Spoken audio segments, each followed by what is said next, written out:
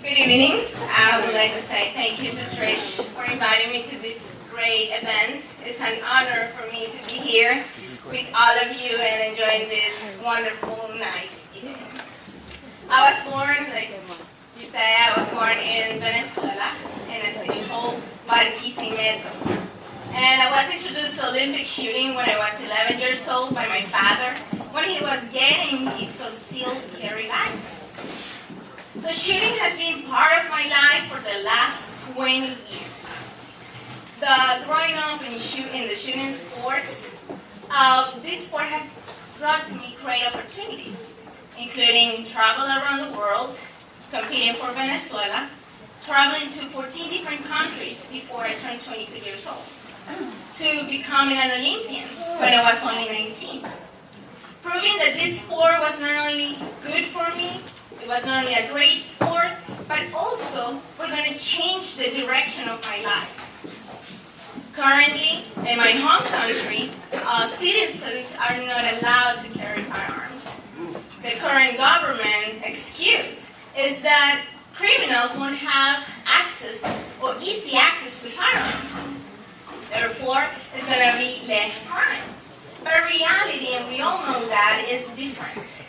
Reality is that criminals, they do get the firearms, and civilians cannot protect themselves. Truth is, criminals, they do not obey the law. They put whatever they want, they actually do all they can to commit their crime, even though that means just take somebody else's life.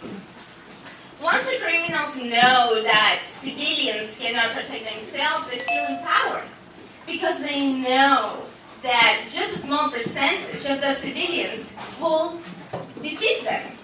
Probably nobody. Probably will say, you know what, take it. So I'm telling you, we do need to protect the Second Amendment. I'm proud to say that I'm a woman who came at the age of 22 to a different country to pursue my dreams in the shooting sports because I could not do it freely anymore over there. So you have to talk to your friends, to your neighbor, to the mailman, and tell them why it's so important to preserve the Second Amendment. Believe me, once it's gone, you won't get it back. So we need to put ourselves that little effort, that conversation, multiplied by each one of you, each one of us, will make the difference.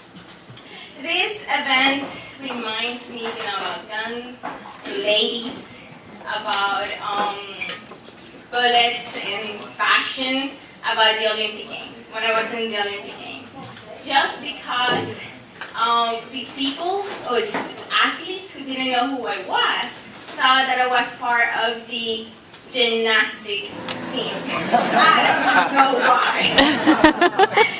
But I didn't care. To tell the truth, I just didn't care. Because I knew I was part of the great sport. It did not matter that I was petite.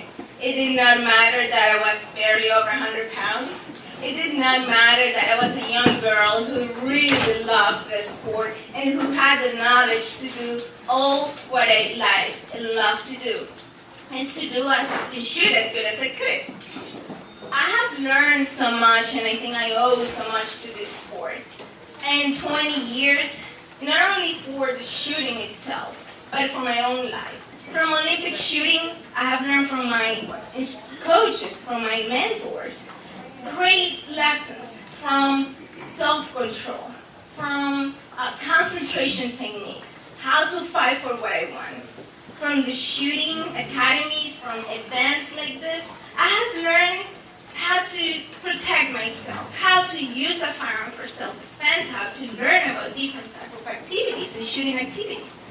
From USPSA, from IDPA, I have learned that I can have so much fun with the same firearms, but at the same time, I have to be safe, I have to be responsible.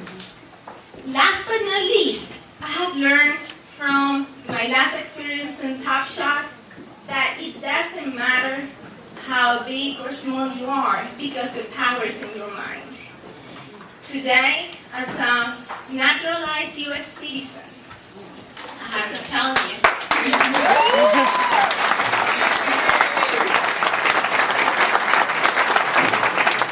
As an naturalized U.S. citizen, I have to tell you that I feel that understands and values the freedom that we have here.